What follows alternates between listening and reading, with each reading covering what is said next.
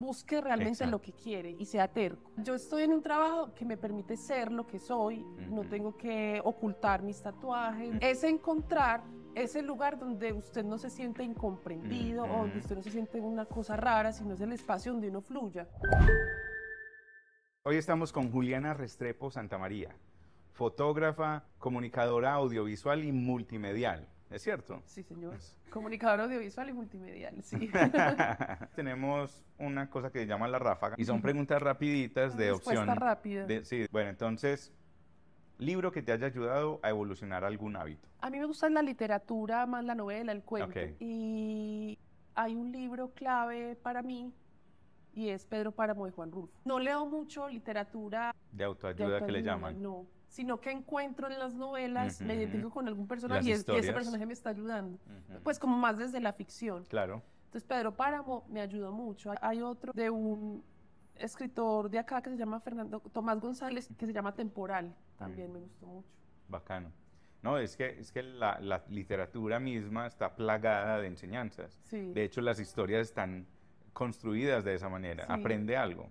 Instagram, TikTok o Facebook. Instagram, Hábito que te guste de ti. la cicla o el trote, Hábitos que quisieras mejorar. el orden en la casa, ¿Qué no repetirás? haberme casado. Efectivo o tarjeta.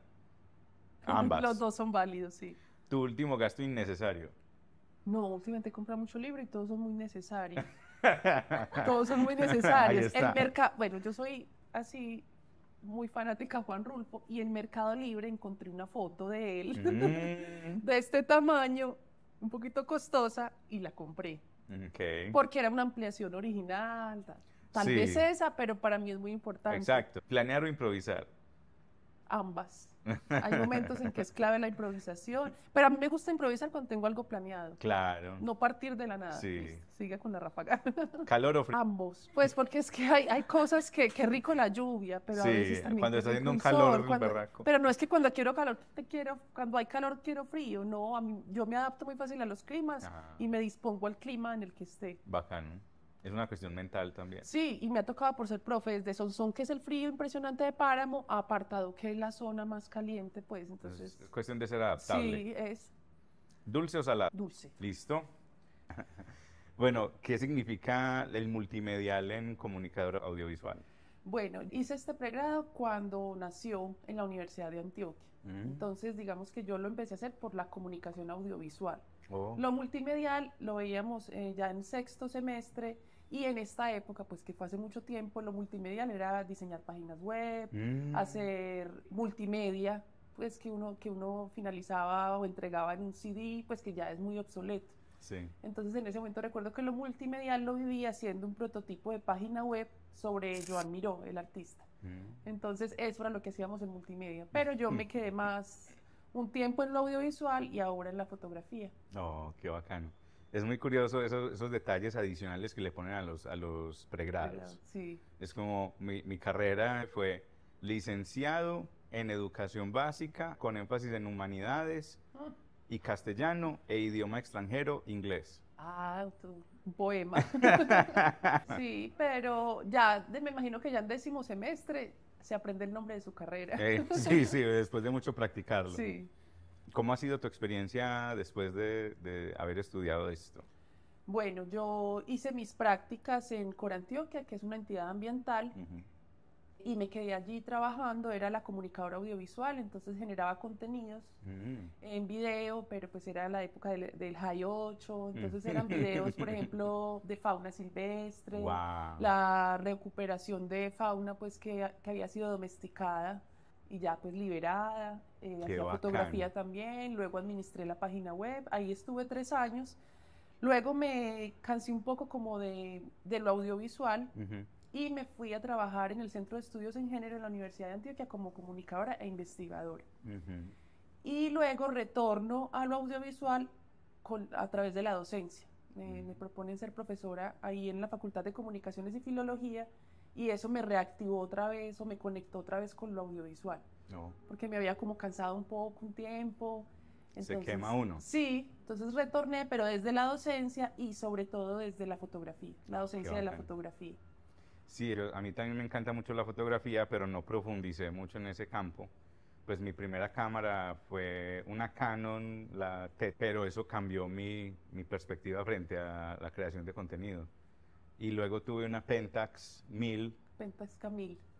Sí, hijo de madre, que traía un kit de como de 5 lentes. Sí. Lo encontré por 40.000 pesos en una prendería por allá en Bello. Sí. Y yo, increíble que yo me haya encontrado esto. Eso Y los lentes, eso. le conseguí el adaptador para la Canon, me volvió mi contenido 1000 veces mejor. Sí, Fue son de maravilloso. los lentes análogos, adaptarlas a los digitales. Sí, es impresionante. Bueno, nosotros aquí tenemos una dinámica. ¿Tomas licor? Muy poco. Bueno, nosotros aquí cambiamos el licor por preguntas. Bueno, listo. Entonces empecemos por el primer traguito. Con la mano. Sí. Como docente, tienes una posición única para influir en la próxima generación de creativos. ¿Cuál ha sido tu experiencia más gratificante enseñando a estos jóvenes talentosos?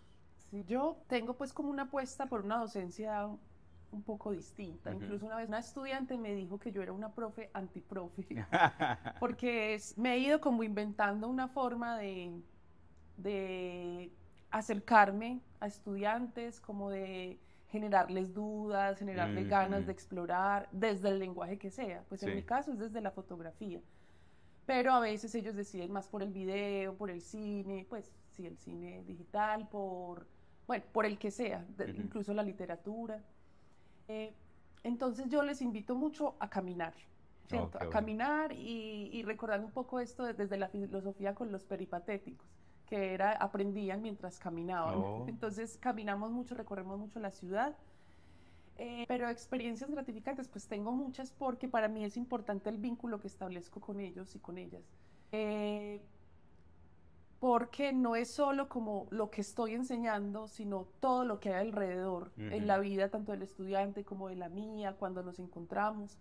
Entonces, experiencias gratificantes tengo muchas. Yo he sido profe tanto en la ciudad como en ciertas regiones, porque la Universidad de Antioquia tiene sede o campus en otras regiones. He estado en Apartadó, en Sonsón, en Andes, y adaptarme como a cada contexto ha sido muy gratificante. Y una vez un estudiante me dijo que ya todo lo veía en imágenes, pues como que ya todo decía, ¡ah, qué foto! Que ya veía pues algo cotidiano en su pueblo, en Sonsón, ¡ay, qué foto! O estudiantes que, por ejemplo, habían tenido antes malas experiencias en el aprendizaje de la fotografía y vuelven después a través de una lectiva o en trabajo de grado y se apasionan mucho como nuevamente por el lenguaje visual. Qué bacán. Una vez un estudiante hace poco me dijo, bueno, estábamos haciendo un recorrido de ciudad, terminamos y yo, bueno, ya se acabó la clase, váyanse, ya nos podemos ir porque estarían ahí. Y me dijo, profe, es que usted tiene como un imán. Y eso me pareció bonito, pues como un imán, porque es un tema que me apasiona mucho. Claro. La literatura, la ciudad y la fotografía, y vincular esos tres elementos, entonces converso mucho alrededor de eso, porque no soy como muy convencional. Para mí es muy importante la risa en la clase, claro, el error aparente, pues como que la confianza, que podamos hacer preguntas que consideraríamos bobas, que esas son las más brillantes. Entonces la risa es fundamental ahí, en el aula. Sí. Hay varios puntos ahí muy chéveres, y es que tener la curiosidad es muy importante, pero ¿cómo tenemos curiosidad por algo que no hemos vivido? Que fue, por ejemplo, mi caso. Yo tuve curiosidad por el video sin saber que tenía curiosidad por el video. Sí. Y yo empecé a enseñar inglés y yo dije, no, esta educación está como quebrada. Y empecé a hacer mis propios videos para enseñar inglés. Sí. Y luego dije, ve, hacer videos es muy chévere. Y me empezaron a contratar para hacer videos. De hecho, con Carmen empecé a trabajar. Sí. Fue como mi primer trabajo corporativo con el Colombo. Ajá. Enseñando inglés aprendí animación, aprendí video, aprendí edición, aprendí un montón de cosas que nunca me hubiera imaginado en mi vida y a las cuales no tendría acceso a través de una educación tradicional. Entonces, esas curiosidades son en nuestro tiempo, pues por decirlo así, era muy difícil de saber qué opciones habían. Sí. Y la única manera de saber era que los profesores nos decían, o nuestros familiares nos decían, o veíamos a alguien haciendo algo y nos causaba curiosidad. Pero actualmente ya podemos casi que testear todas las profesiones. Sí, todo está más a la mano. Sí, ya al clic de un botón ya puedes saber qué de pronto puedes empezar a explorar. Sí, y esos días pensaba en eso y me parece muy triste cuando alguien está vivo y es mayor y no ha encontrado eso en lo que es bueno, o eso que disfruta hacer, o esa gran pasión, o peor, pues personas que mueren sin haberlo encontrado. Eso me parece, pues, que es triste. Y yo puedo estar enseñando fotografía, pero puede que el estudiante diga, no, no me gusta la fotografía, pero me gusta la literatura, me gusta la filosofía, pero eso hay que encontrarlo, porque yo creo que ese es el motor de la vida. Es muy complejo porque pues ahora estamos bombardeados por estos microestímulos que realmente no nos llevan a nada. De hecho, estamos asumiendo un reto de convertir nuestros celulares a blanco y negro, porque básicamente a través de los colores nos están llevando a consumir los contenidos, con las notificaciones rojitas, con estos pequeños estímulos que te llevan a querer chequear, Y vos chequeas y te quedas ahí horas consumiendo TikTok, Instagram, lo que sea. Pasa el tiempo, sí. Entonces, también, aparte pues de lo del blanco y negro, yo he tratado de alimentar mi algoritmo para que me alimente cosas contributivas, como que me diga cosas de estímulo, de motivación, de negocios, ideas, todo que pueda como ayudarme a mí. Otra cosa que dijiste que me causó mucho interés es cómo podemos inspirar al otro a través de lo que nosotros mismos hacemos. Sí, eso es una exploración pues muy individual, pero a veces encuentros con otras personas, yo creo que la base es la conversación. Sí. Y esa exploración pues le puede tardar a uno muchos años. Toda la vida. Y sí, o toda una vida o nunca llega. Sí. Pero es como ir haciendo relación de cosas que pasan y que uno ve, por aquí puede ser. Pero yo siento, o eso lo procuro yo como profe, y es desde la conversación, no solo de lo que a mí me gusta, sino pues qué le gusta al otro, a qué le encuentra sentido, cuál es su voz. Se trata es como de encontrar la voz. Mi voz es a través de las fotos, o mi voz es a través de la docencia, pero la voz puede estar en la ingeniería, puede estar en la medicina. Entonces ahí es clave como ese diálogo. ¿Qué disfrutas vos, por ejemplo? Y ahí como rastrea uno en qué es bueno. Y a veces eso se llega con asociaciones de la vida que uno dice, eso no tenía nada que ver, pero que le dicen a uno, ve, por aquí puede ser. ¿Sí? Pero el diálogo ahí es importantísimo. Es como una piquiña, ¿no? Es como que, como dónde me rasco, dónde me pica. Empezar a encontrar dónde está esa piquiña. Muy bacano, muy chévere. Otro trago. Pasemos al siguiente trago. ¿Cómo crees que las redes sociales están cambiando la forma en que interactuamos como sociedad y qué responsabilidad tienen las marcas en este cambio? Bueno, a ver, eso es algo con lo que nos enfrentamos los profes ahora muy complejo, porque estamos en clase y el estudiante tiene cada vez menos tiempo de concentración porque está el distractor del celular.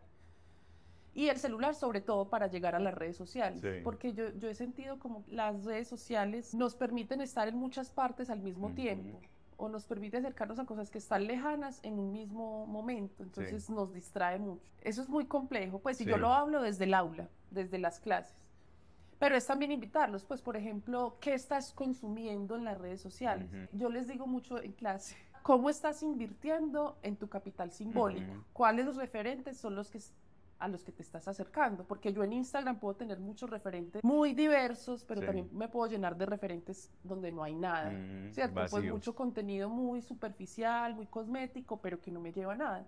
Y hay momentos en el día en los que uno puede consumir eso, pues tampoco siempre hay que estar consumiendo. Desconectarse. Pero es eso, como que esas redes sociales pueden ser una herramienta o puede ser lo que le detona a uno, pues, la pérdida del tiempo. Porque a mí me parece el ocio importante también en los procesos creativos y en la vida, pero hay que guiarlos pues también como que le generen a uno algo, que haya un trueque, una devolución en eso que estoy consumiendo. Total. Entonces yo les digo, por ejemplo, mucho, que es invertir en el capital simbólico, el capital cultural, que ves, que escuchas, que lees, cómo miras cuando recorres la ciudad, qué películas te gustan. Eso es invertir en el capital cultural, o como en la realidad cultural que uno tiene. Y yo creo que en eso hay que ser muy selectivo también. Total. Así como las abuelas le dicen a uno es lo que come, pues también uno es lo que consume desde tantas fuentes que tenemos, pues el celular, el computador, la televisión, pues el periódico, un montón de cosas, desde lo análogo hasta lo digital, pues también ser selectivo con eso, así como uno es selectivo con lo que come, con las personas a las que se acerca, también qué estás dejando entrar y a qué le estás dando sentido. Total. Hace por ahí un año hice un contenido que decía, te duele la barriga de tanto consumir. Sí. Ese contenido vacío que está en redes sociales. Entonces, como invitando a que cambiemos el chip de consumidores a productores. O sea, consume. Sí, el prosumidor. Pero, exacto, consume, pero también aporta. Eso, no sí. te vuelvas simplemente un consumidor, porque ahí se va a quedar el contenido y no vamos a saber qué opinas al respecto. Claro, y tu opinión vale. Sí, y tienes algo que decir y puedes generar una conversación, que eso lo veíamos también cuando estuve haciendo la maestría, pues como el concepto del prosumidor, que genera y consume contenido, y pues yo creo que esa es la clave también. Exacto. Siguiente trago. Cuando se esté emborrachando nos dice. Sí, listo. Me sacan de aquí borracho. Le pedimos el conductor elegido. La gestión cultural es un campo que requiere tanto sensibilidad artística como habilidad organizativa. ¿Cómo equilibras estas dos facetas y qué proyecto cultural te ha desafiado más? Bueno, a ver, yo hice la maestría en gestión cultural en la Universidad de Antioquia y había como dos líneas de profundización. Uno era la organización de eventos y otro era la museografía. A mí me interesó más esta de la museografía, y es como entender, por ejemplo, los procesos curatoriales en una exposición en un museo. Eso me llamó mucho la atención, pero no sé por qué la vida me ha llevado por este otro que se vuelve, sí, que requiere pues mucha organización, mucha gestión. Entonces, un reto que he tenido interesante es que construí con un grupo de estudiantes un semillero de investigación en gestión cultural. Y es como, bueno, hacemos los eventos del pregrado, pero también tenemos como otras líneas de investigación que surgen mucho de intentar entender las dinámicas culturales de nuestra ciudad. Sí. Entonces estamos planeando, por ejemplo, una visita a un museo, al MAM, que hay una exposición en este momento que es una donación del Banco de la República. Es una exposición pues colectiva muy interesante. Hacemos también recorridos fotográficos de calle. Entonces, hay un reto, uno de los retos bonitos del año pasado fue que me invitó la Secretaría de Cultura a montar un guión curatorial de una exposición fotográfica. Wow. Me dijeron, invite a los fotógrafos que quieran. Y yo, quiero hacerlo con estudiantes, como estudiantes o que ya egresaron, que se hayan detenido como en el lenguaje visual, les haya llamado la atención. Entonces montamos la exposición. Son 30 paneles que están en este momento en Junín, y son fotos que hicieron mientras estaban en clase. Y todos son analógicos. Entonces hay cianotipias, que es un proceso análogo, hay pues fotografías en 35 milímetros, en mediano formato, pero era como, pues reflexionando un poco, cómo la docencia va en muchas vías, claro, ¿cierto? Del docente o de la docente al estudiante, del estudiante a la docente, entre los estudiantes, el estudiante con la ciudad. Entonces eso fue un reto bonito, porque pues para uno como estudiante que ya tenga como esa visibilidad o que ya tenga una experiencia de participación en una exposición, pues es muy bonita, claro, y les da también como seguridad de seguir. Entonces, y esta pues es muy especial porque es un museo al aire libre, se llama Museo de la Calle. Entonces los paneles están expuestos en la Vía Junín. Qué bacano. Bueno, eso por un lado. ¿Actualmente están allá? Sí, actualmente están, no sé cuándo la van a desmontar. Bueno, entender el concepto de cultura uno se puede quedar ahí toda la vida porque hay muchas definiciones, sí, pero hubo una que me gustó mucho de Jesús Martín Barbero, y él dice como cultura es la mejor forma que hemos encontrado para aprender a estar juntos. Entonces eso es lo que yo procuro con el semillero de gestión cultural. Estamos generando un evento, cómo la participación de cada uno enriquece ese todo que es el evento, o cómo empezamos a entender también cuáles son mis habilidades, si es desde el diseño, desde la comunicación del mismo evento, si es desde el registro del evento, o si es desde la planificación, pues como un montón de cosas, de tareas que les va dando como la experiencia para vivir la gestión cultural. La gestión cultural es mediar para generar conversaciones, esa es como la gestión. Muy bueno entender eso, porque hay términos que uno como que escucha y uno no sabe qué significa. Yo he escuchado mucho la gestión cultural, pero no había entendido esa bifurcación. Sí, y tiene más, pues sí, cada vez tiene más. Y cada políticas culturales, pues también como desde políticas culturales. A mí la que más me encarretó fue la investigación, pero sobre todo desde lo museográfico. Por ejemplo, entender en una exposición colectiva qué es lo que define o qué relaciona cada obra. Una obra que puede ser fotográfica, otra puede ser instalación, otra puede ser pintura, pero cómo el curador establece una relación entre esas obras. A mí eso me parece muy maravilloso. Bueno. Esa es como la línea de la museografía o museología. Y bueno, y tiene muchas otras, pues las políticas culturales, pues que sí es como más la normativa cultural, que esa no me llama tanto la atención. Nada, me gusta es eso, como generar procesos y volverlos viables, esa es la gestión cultural. Sí, pues de hecho me das como un despertar sobre, de alguna manera uno lo ve. Yo pues he ido muy poco a museos, pero los que he ido, uno ve la obra individual, uno piensa en el artista, está organizado por áreas, pero detrás de eso hay personas, detrás de eso está el curador que escogió cómo organizar, cuál va a ser el trayecto. Un museo no tiene las obras siempre en el mismo lugar, eso lo mueven mucho dependiendo de esos guiones curatoriales que define pues el curador, valga la redundancia. Wow. Eso, por ejemplo, algo que esté pasando en un momento, en un contexto político, cultural, en un espacio, entonces eso ayuda, vamos a reflexionar sobre el tema del papel de la mujer en la historia del arte. Entonces, cómo empezamos a rastrear obras que hablen de eso y cómo las montamos. Cómo la ubicación en el museo de una obra tiene un sentido, la altura, pues todo lo que hay alrededor de eso, la conceptualización. Entonces, siempre que vas a un museo no vas a ver lo mismo, porque todo eso está en rotación. Nos cambia la mirada. Sí, entonces eso es muy interesante. Pues, y museos, no solo museos pues grandes, sino que también hay muchos museos. Existió, por ejemplo, acá en Medellín un museo muy bello que se llama el Museo del Juguete. ¿Ve? Entonces el señor, don Rafael, se llamaba quien tenía este espacio, tenía juguetes de todas las etapas. Entonces él decía, aquí pueden venir dos personas de corrientes políticas opuestas, pero el juguete los encuentra en la risa, en la anécdota.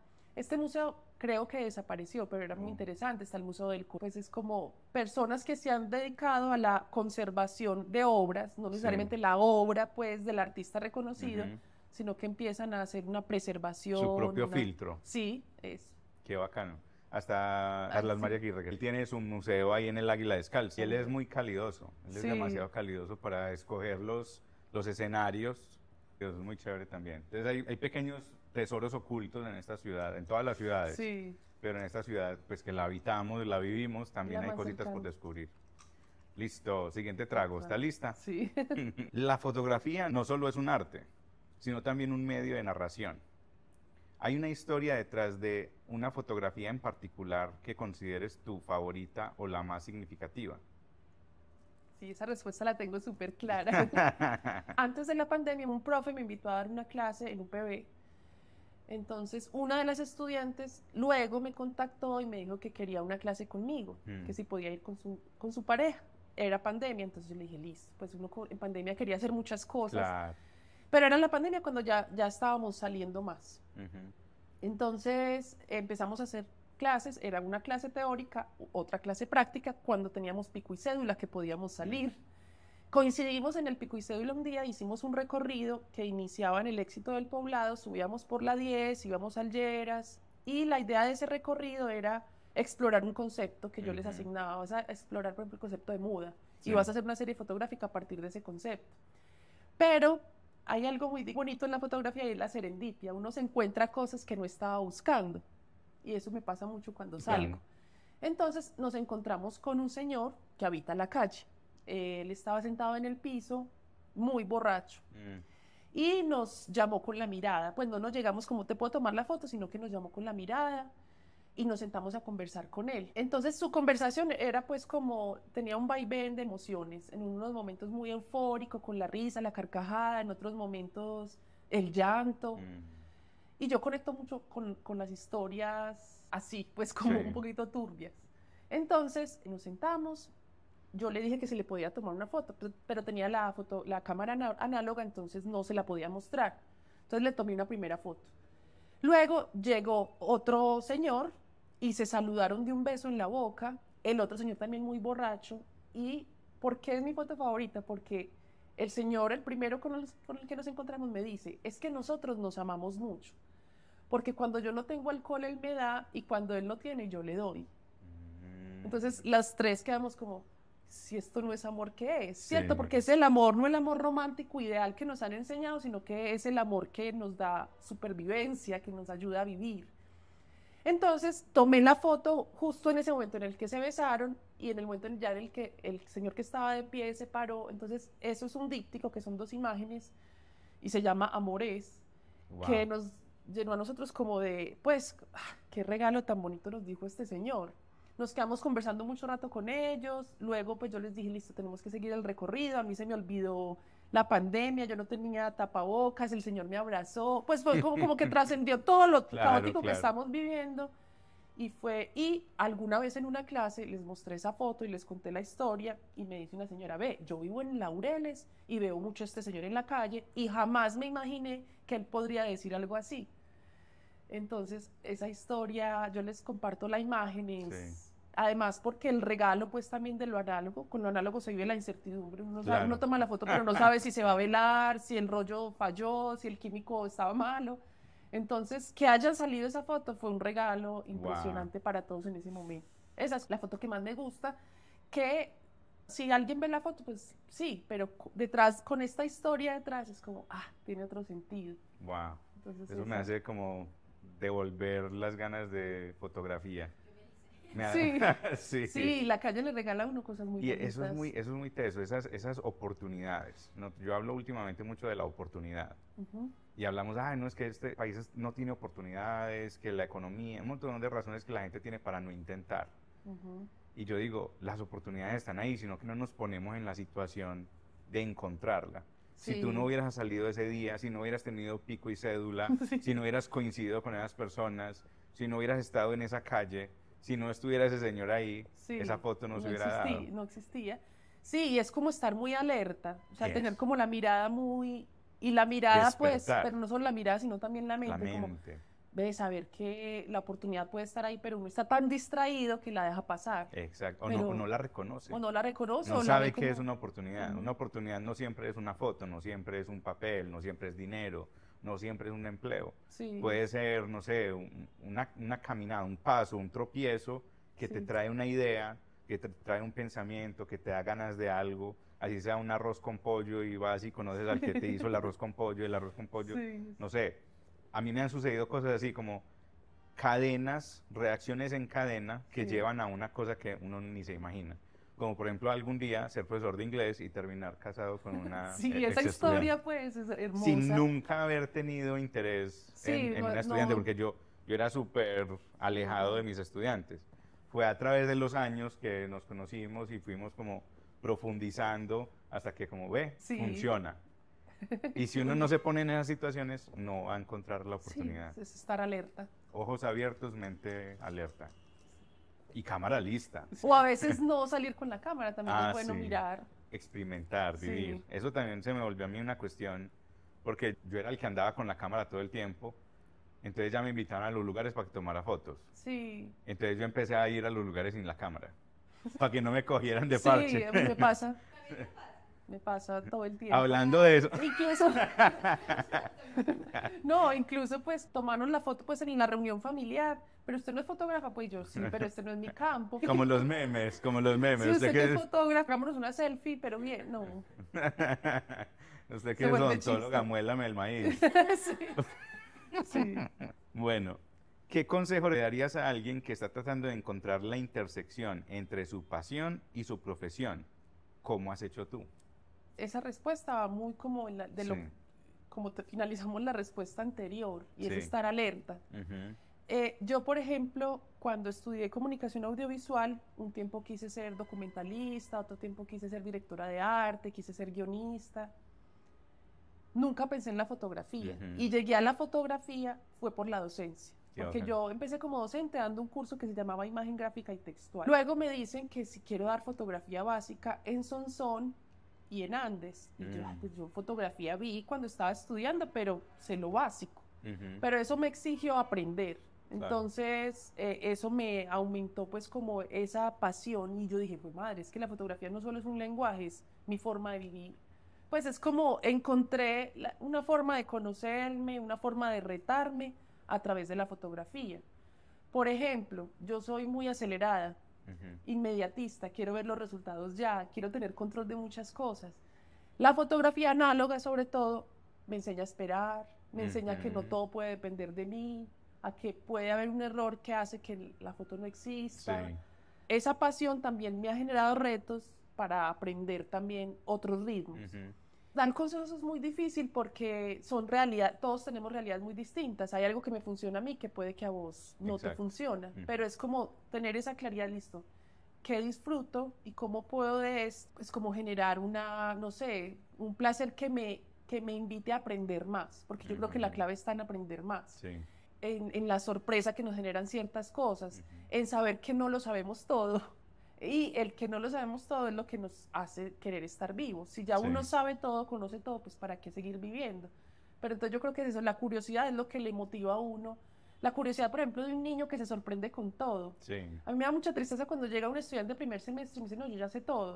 Cartier-Bresson, pues que es como clave en la fotografía de calle, que pues en su contexto pues hizo grandes aportes a la historia de la fotografía, y él 25 años después de tomar fotografías decía que todavía se consideraba un aprendiz. Entonces yo creo que ese sí podría ser un consejo, como saber que todavía tenemos mucho por aprender y que hay que tener como la mente abierta, los ojos abiertos a saber por dónde guiar esa curiosidad, y que siempre hay mucho por aprender. Yo creo que cuando uno diga ese tipo de frases, ya me las sé todas, qué triste. Ese es el primer síntoma de no saber nada. No sabe, no y sabes no sabe que no sabes. Sí, y uno cada vez se da cuenta, yo aprendo algo nuevo en fotografía y eso me despierta otras 10 preguntas y cada uno otras 10, o sea, es infinito. Sí. Entonces sí, estar muy alerta como eso. Qué bacano. Hablando de la fotografía, me recordás una película que es popular, pero me gustó mucho, se llama El maravilloso mundo de Walter Mitty. Básicamente es con Ben Stiller, que ha sido conocido por comedias pues muy conocidas en Hollywood, pero esta película es particular. Es un revelador de negativos de la revista Life en Estados Unidos. Ay, la quiero ver. Entonces es un señor que vive en un espacio cerrado, oscuro, siempre archivando negativos para pasarlos a revelar. A digitalizarlos. Exacto. Sí. Entonces empieza con él ser una persona muy introvertida, y que cuando tiene interacción con alguien piensa en cómo responder, pero lo piensa de una manera fantástica, extrema. Sí. Pero mientras está imaginándose eso, se queda así. Y llega un HP de marca Hewlett Packard que llega y lo mira y le dice, oye, estás ahí. Y él está dentro de su fantasía, congelado en el mundo externo, pero viviendo lo contrario en su mundo fantasioso.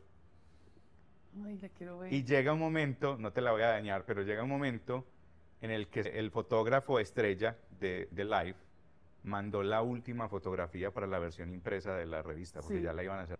Y ese negativo se perdió. Y este man se pone en la tarea de encontrar al fotógrafo. Sí. Y hace las cosas más impresionantes, escalofríos.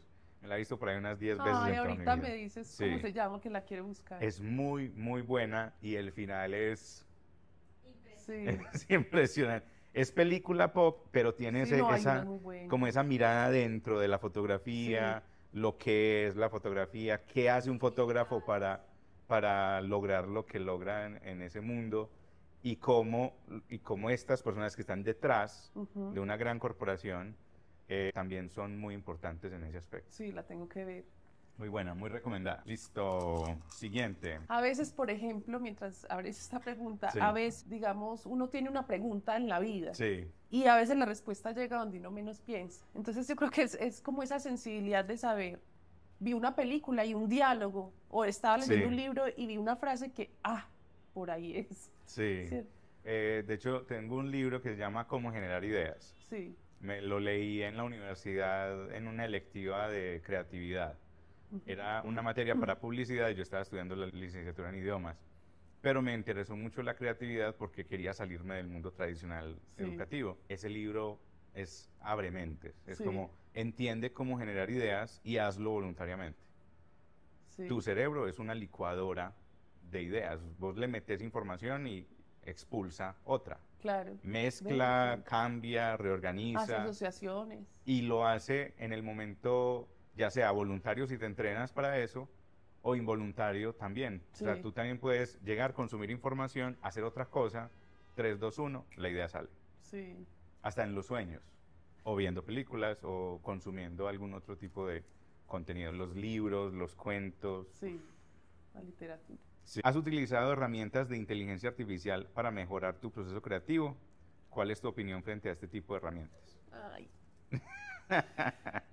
Cuando tocan el tema de inteligencia artificial, yo me siento la persona más anticuada del mundo. No, no hay que Pues serlo. como que, porque pienso, ay, yo me siento como en la Edad Media, cuando empieza el Renacimiento, y yo me opongo a esa evolución. Sí. Pues me siento así, a ver, ¿por qué? Soy completamente ignorante del tema, ¿cierto? Yo disfruto más lo analógico, el proceso, escribir a mano. Sí. Transcribir entrevistas me lo disfruto, pues como eso que pasa por mí. Sí. Yo siento que la inteligencia artificial me está resolviendo cosas que yo podría resolver y todo por el afán. Lo voy a partir de una anécdota. Estos días yo estoy haciendo el doctorado en artes y mi trabajo es sobre la obra fotográfica de Juan Rulfo. Que su obra literaria ha sido muy estudiada, pero su parte fotográfica pues también, pero yo le quiero dar pues como otro énfasis. Sí. Entonces, a mí me encarreta profundamente escuchar las entrevistas con él y las transcribo. Pues las transcribo pues en el computador, pero estoy escuchando. Entonces, un profesor que comparte conmigo oficina me dijo, Juli, eso lo hace una inteligencia artificial, no sé por qué está haciendo eso. Y yo, pues me gusta, pero es que ese tiempo que estás invirtiendo en transcribir lo podrías dedicar a crear o hacer otra cosa. Y yo, no, pero es que no tengo afán, yo lo quiero hacer, porque mientras lo estoy haciendo, lo estoy escuchando, pero lo estoy escribiendo. Entonces le tengo miedo a las inteligencias artificiales porque nos están empezando a resolver un montón de cosas. Ahora como profe cuando escriben ensayos, por ejemplo, yo digo, esto es una inteligencia artificial que luego ellos lo parafrasean. Pero es como, pues, que no nos quite la posibilidad de pensar, de cuestionar, pues como de reflexionar de un montón de cosas. Les tengo miedo. Conozco, por ejemplo, las imágenes que se crean a partir de inteligencias artificiales cuando quien va a crear una imagen le da una buena instrucción, puede generar una buena imagen. Pero honestamente, entonces ya para qué salimos a hacer fotos. Pues se pierde esa parte vivencial, experiencial, que creo que es lo que le da sentido a la vida. Entonces le tengo mucho miedo a las inteligencias, pero puede ser desde el desconocimiento. No las estoy satanizando, pues porque sí, es desde mi desconocimiento. Sí, de hecho hay una reflexión que hace un científico actual, que se llama Neil deGrasse Tyson, es un astrónomo, y trabaja para la NASA. La manera de expresarse de este señor es casi poética, desde la ciencia. De hecho, es el que narra Cosmos, no Morgan Freeman, sino el otro científico que narra Cosmos y produce Cosmos. Entonces, este señor dice, el caballo fue un acompañante de nuestra humanidad, fue un medio de transporte por miles de años, y de repente salió el carro.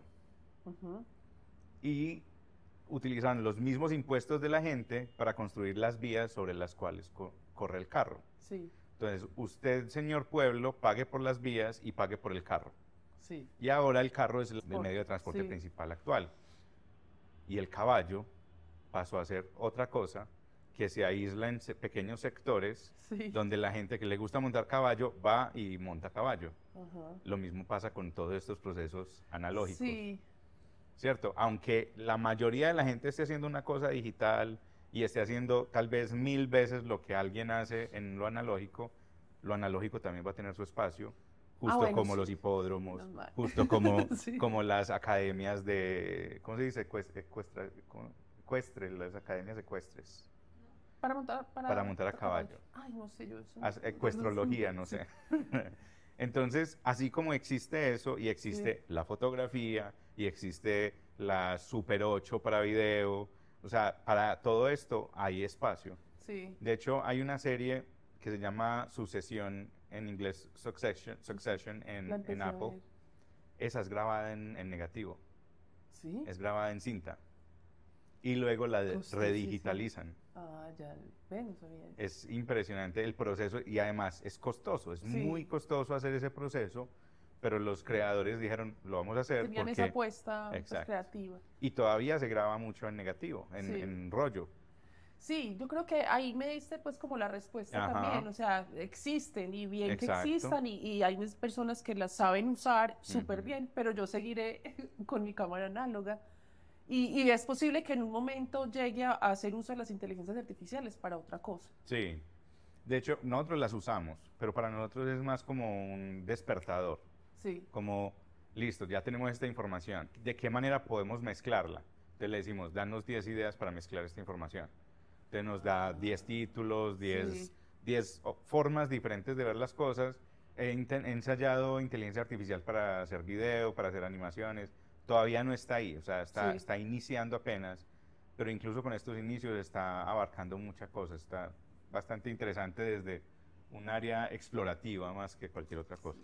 Pero bacana la perspectiva, y para todo hay espacio. Sí, para la divergencia. El arte y la cultura pueden ser poderosas herramientas para el cambio social. ¿Existe un aspecto en particular de tu trabajo que busque generar un impacto social o comunitario? Voy a hablarles de una experiencia. Claro. Yo trabajé en la red de escuelas de música de Medellín, que ahora se llama Red de Músicas.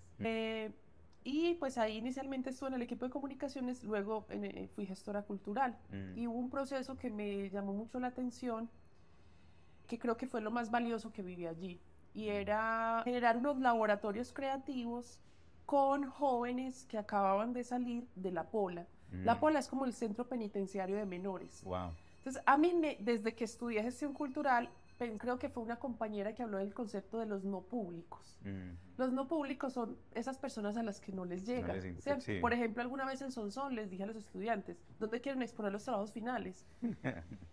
Y yo, ¿por qué no pensamos en sitios donde no llega? Pensemos en el encierro, por ejemplo. ¿Qué sitios de encierro hay acá? Bueno, si hay internados, si hay centros mentales, la cárcel. ¿Por qué no llevar contenido fotográfico a la cárcel? Esto sí fue pues como profe. Entonces fue muy bonito porque el arte pues, creo que el arte no existe para cambiar el mundo, pero sí es un vehículo. Claro. Entonces, por ejemplo, efectivamente pedimos el permiso al IMPEC, fuimos a la cárcel a exponer las fotos. Wow. Y uno de los trabajos de un estudiante era sobre los arrieros. Entonces imprimió casi en tamaño real la foto de una mula. Entonces los internos de esa cárcel fueron a ver la exposición. Y fue impactante pues todo desde el ingreso. Claro. Es muy sensorial, desde el olor, pues había estudiantes mujeres, entonces era una cárcel de hombres, entonces pues no faltaba el chiflido. Bueno, es maluco, pero es también algo que nos enseña. Entonces hubo un preso, un interno, que se paró frente a la foto de la mula, la miraba y la tocaba y se le aguaron los ojos. Entonces yo le dije, dejemos que la mire un ratico. Luego nos acercamos, pues, ¿por qué te llamó la atención esta foto? Y él dijo, es que yo soy arriero y me hace mucha falta el contacto, el olor de las mulas. Entonces es como, sí, ellos están allá porque hicieron algo, pero también son seres humanos, pues, claro. Y bueno, entonces esa experiencia fue muy bonita.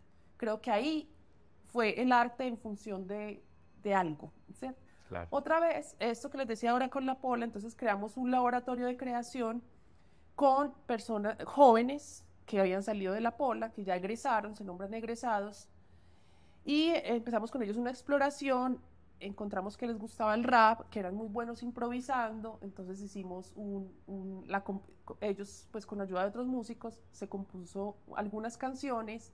Luego ellos se presentaron en un concierto en el Teatro de la Universidad de Medellín, haciendo como una fusión con la Orquesta Sinfónica. Entonces es como, pues la vida puede tener otras oportunidades. Entonces ahí, pues yo creo que respondo a eso pues como a partir de esas dos experiencias. Qué bacán. Como, sí, en esta cárcel, volviendo a la historia anterior, un joven, pues ya era mayor de edad, pues porque estaba en la cárcel, pero se me acercó y me dijo, profe, qué bacano, pues yo también estudié en la Universidad de Antioquia, pero yo decidí salir y volver a mis cosas. Y yo, ¿y cuáles son tus cosas?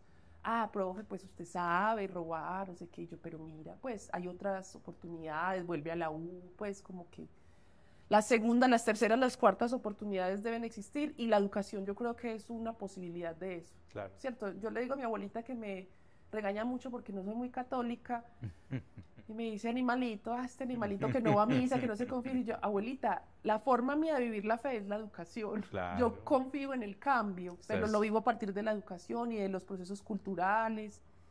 Entonces eso me gusta, pues yo siento que esos no públicos, yo creo que ahí es donde hay que apuntar también.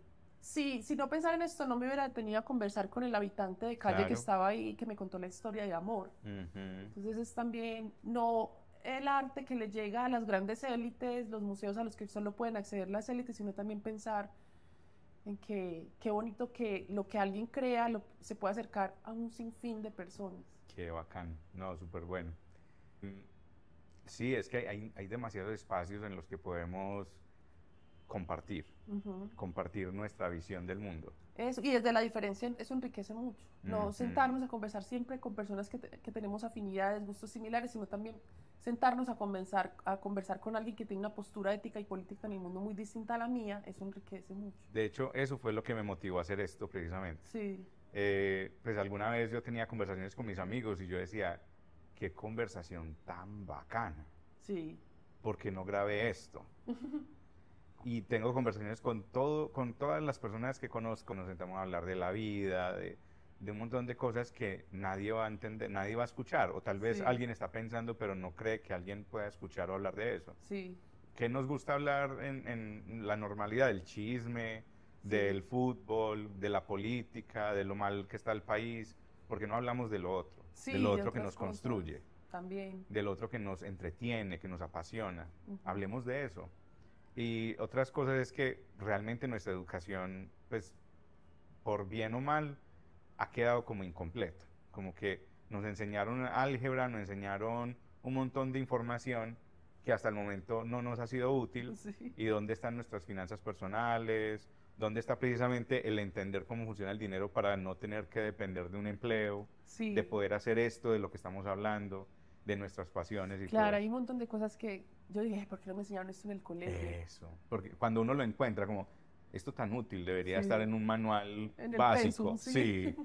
Y de hecho, actualmente estoy consumiendo mucho contenido así, tipo podcast, más que todo en YouTube, de personas que se montaron y dijeron, yo hablo de esto. Sí. Y es un man que habla de cómo él montó una empresa él solo, precisamente por la incapacidad de interactuar con otros, porque a eso llegamos, a tener una soledad tan extrema que tenemos que ser también funcionales, comer, todo esto.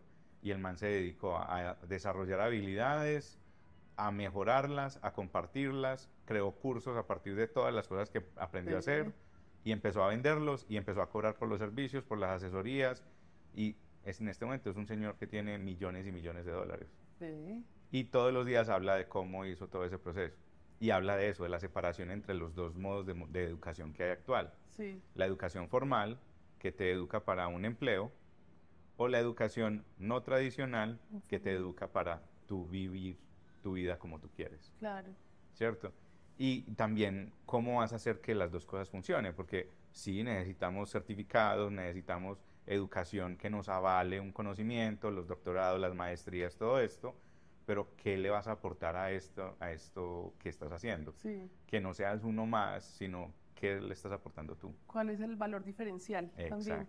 Para un pequeño negocio o emprendedor que recién comienza en redes sociales, ¿cuál sería tu principal consejo? Yo he sido muy afortunada porque yo tengo el trabajo que soñé. Sí. ¿Cierto? Entonces, creo que el consejo es busque realmente lo que quiere y sea terco. Exacto. O sea, yo estoy en un trabajo que me permite ser lo que soy, no tengo que ocultar mis tatuajes, no tengo que tener un corte. Exacto. Entonces, es encontrar ese lugar donde usted no se siente incomprendido o donde usted no se siente una cosa rara, sino es el espacio donde uno fluya. Exacto. Y no es pensar que es uno el correcto, pues, porque para mí es este espacio de la universidad, para otra persona puede ser la oficina con horario, con horario de oficina, y esa es su tranquilidad. O sea, lo que para mí es extraño, para otra persona es la normalidad o es lo que disfruta. Entonces es luchar por eso. O sea, yo recuerdo, esto me parece importante. Claro. Cuando yo estaba en embarazo de Federico, mi último hijo, ya estaban las últimas semanas y me escribe un profesor de la Universidad de Antioquia y me dice, Juli, por cosas de la vida llegó su hoja de vida y queremos que des este curso. Yo me estaba divorciando, estaba preparándome para la depresión postparto que sabía que me iba a dar, porque tenía todo, divorciándome, desempleada, subí de peso impresionante, como que, y que este profesor me escriba, yo, Mauro, mira, yo el jueves voy a tener un hijo. pero yo soy muy fuerte, en Tengo un 15 inconveniente. días, sí, voy a ir a tener un hijo, pero en 15 días yo voy a estar en la universidad. Y me dijo, Julio, esto está loco. Y yo, Mauro, no me vaya a quitar esta oportunidad. Ser profe de cátedra es la entrada a lo que yo he soñado toda la vida. Y empecé con un curso, que incluso me iba con Federico, porque el curso era de 4 horas, me iba manejando porque mi mamá no maneja, entonces mi mamá se iba conmigo y Federico. Yo en el descanso de clase salía, lo alimentaba y volvía a clase. Pero empecé con eso, o sea, no es de una vas a ser vinculada. Bueno, sí tenía un consejo para dar. Es que eso va llegando y no va llegando de una, el logro. Exacto. Y se vive y se disfruta más cuando es un logro así, como de a poco. Entonces, empecé a dar ese curso, luego me di cuenta, claro, lo mío es la docencia. Luego dije, ay, claro, lo mío es la docencia de la fotografía. Claro, lo mío es la fotografía. Claro, yo quiero estudiar porque me encanta aprender y tener algo nuevo que decirle a los estudiantes. Entonces es con mucha paciencia y terquedad. Entonces, Mauro, no me quite la oportunidad, yo voy, firmo el contrato y empiezo. Y los primeros días, efectivamente, yo llegaba a clase, pues fue parto natural, entonces digamos que la recuperación es más rápida, pero llegaba todavía pues como medio coja. Pero esto me sacó a mí por allá donde estaba. Sí, pues esos 15 días yo recuerdo que yo entraba a la ducha y aproveché, porque mi mamá me regañaba cuando lloraba, entonces entraba a la ducha y aprovechaba el momento de la ducha para llorar y llorar y llorar, y el agua caía, yo lloraba porque me estaba divorciando, tenía todo en contra. Entonces Federico me trajo la docencia y la docencia a mí me dio vida impresionante. Qué bacán. Puede que a otra persona no sea eso, sino es como vender algo, pero es encontrarlo y saber que los logros no llegan inmediatamente, sino que hay que persistir, y la terquedad. Hay una porque cosa. Sí, la terquedad pues es clave ahí. Hay que hacerlo. Y escucharse, sí. Hay una cosa ahí, y es algo que yo no entendía desde muy temprana mi vida adulta, y es que la gente dice, tienda la cama. ¿Vos qué pensás sobre tender la cama a propósito? Que ahorita le dije a ella que yo nunca lo hago. Esa frase a mí me molesta. Me molesta, porque es que yo siento como que tender la cama, pero ¿para qué la voy a tender si me voy a tener que volver a acostar? Resulta que nosotros no somos tan abiertos o tan flexibles como creemos. Tenemos la ilusión de estar en una vida de libre albedrío, pero realmente somos condicionados por lo que hacemos y lo que sentimos. Sí. Más que todo por nuestras emociones. En estos días escuché, nuestra mente es paleolítica, nuestra sociedad es medieval, pero nuestra tecnología es súper avanzada, casi Dios. Entonces, la situación en la que estamos es que nuestra mente no es capaz de asimilar la tecnología que tenemos actualmente, y nos descontrolamos, porque estamos recibiendo más fácil retribución o recompensa, la dopamina, a través de un celular y no a través de nuestros trabajos, nuestras familias, nuestros amigos, eso que sí debería ser lo consecuencial en nuestras vidas. Entonces, ahora la pregunta es, ¿cómo empezar a desencadenar esos procesos de autoencuentro? Y empieza con tender la cama, pero tender la cama no explícitamente, hacer algo que a ti te motive. Es tomarte una ducha, eso te va a dar dopamina para buscar algo más grande y más difícil. Sea leerte un capítulo de un libro, y eso te va a dar la certeza de que eres capaz de hacer algo más grande y más difícil, sea escribir un párrafo. Los pequeños retos también. Exacto. Entonces, ir superándolos y cada vez vas ampliando, ampliando y ampliando. En tu caso fue un curso, en un momento retador, que se volvió en una clase, que se volvió en una carrera, dice la teoría. Que lo primero que hagas sea algo que te motive a hacer lo siguiente y lo siguiente y lo siguiente. De esa manera vas a lograr hacer cosas grandes en tu día. Porque cuando empezamos con celular y dopamina, que no tiene ninguna consecuencia en nuestras vidas, nuestro cerebro entra en conflicto, como me siento bien pero no hice nada. Me siento bien pero no lo merezco. Entonces entra una depresión. Entra un vacío emocional porque no hiciste nada realmente. Y el último trago. Ya, estoy que caigo. Puedes compartir una experiencia que te haya enseñado una lección valiosa sobre la resiliencia y la perseverancia en el campo de las artes. Yo tuve una serie fotográfica que se llama Medellín en Picada, y era explorar la ciudad desde arriba. Y esto surgió porque alguna vez montando en bicicleta me encarreté mucho viendo cómo en el piso se veía la sombra de mi bicicleta y yo. Pero era porque había un sol muy fuerte, porque estaba así, entonces la sombra era perfecta. Entonces dije, ve, qué chévere hacer una foto donde siempre la cámara esté arriba, en picada desde arriba. Entonces ese fue como la primera semillita para la idea. Luego hubo otra semillita y es que me acordé de un cuento de Sartre que se llama Eróstrato. Y él dice, nadie ha pensado en la forma de hongo que tiene un sombrero visto desde un sexto piso, porque estamos acostumbrados a mirar a nivel de nuestros ojos. Entonces dije, esto, la sombra, Medellín en picada, ¿cierto? Entonces surgió. Entonces, esta serie estuvo en varios espacios y pues es grande. Entonces, hay una foto que se llama Soy otro que sueña. Y yo estaba en la estación del metro del Parque Berrío, miré hacia abajo y había un joven muy dormido, pues profundamente dormido, pero al verlo desde arriba era como si estuviera de pie, recostado en la pared así. Entonces, soy otro que sueña. Entonces, luego supe que los habitantes de calle duermen en el día y están despiertos en la noche para protegerse y esto. Entonces, por eso estaba tan dormido. Wow. Entonces, esta exposición estaba en una sala y un señor se paró frente a esta foto. Entonces, la persona que estaba ahí, pues como cuidando la exposición, le dijo, pues, ¿por qué lleva tanto rato frente a esa foto? ¿Qué le llamó la atención?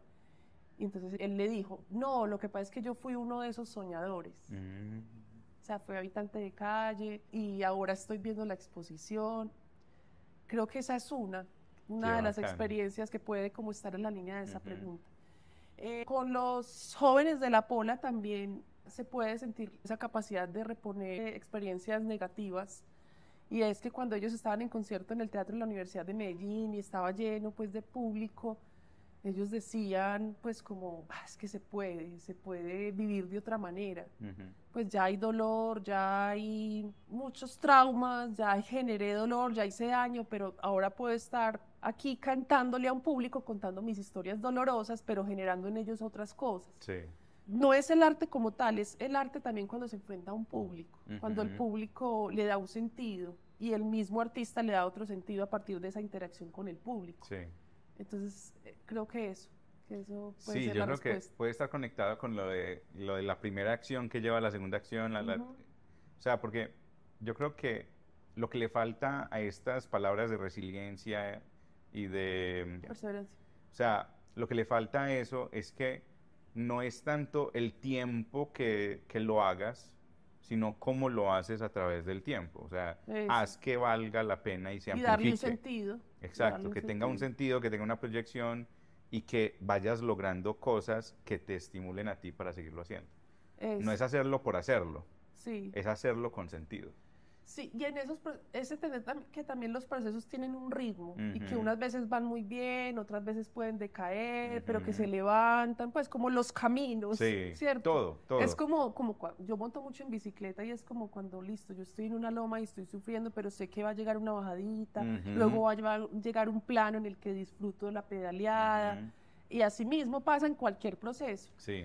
Hay días, por ejemplo, yo soy muy creativa, a mí me encanta estar y soy así, todo el tiempo me bombardean ideas, pero hay épocas donde no quiero, pero saber que eso es temporal y que me voy a reponer y que luego voy a tener el mismo entusiasmo para crear, que son los ritmos de la vida. Exacto, qué bacano, muy buena conversación. Eso da por terminada nuestra conversación del muy día agradable. de hoy. Juliana, un placer de verdad hablar contigo, nos despertaste emociones a través de tu arte. Qué rico. Esa es la idea. Me despertaste las ganas de tomar fotos otra vez, que es un arte muy, muy chévere. Desde mi lado empírico, pero también lo disfruto mucho.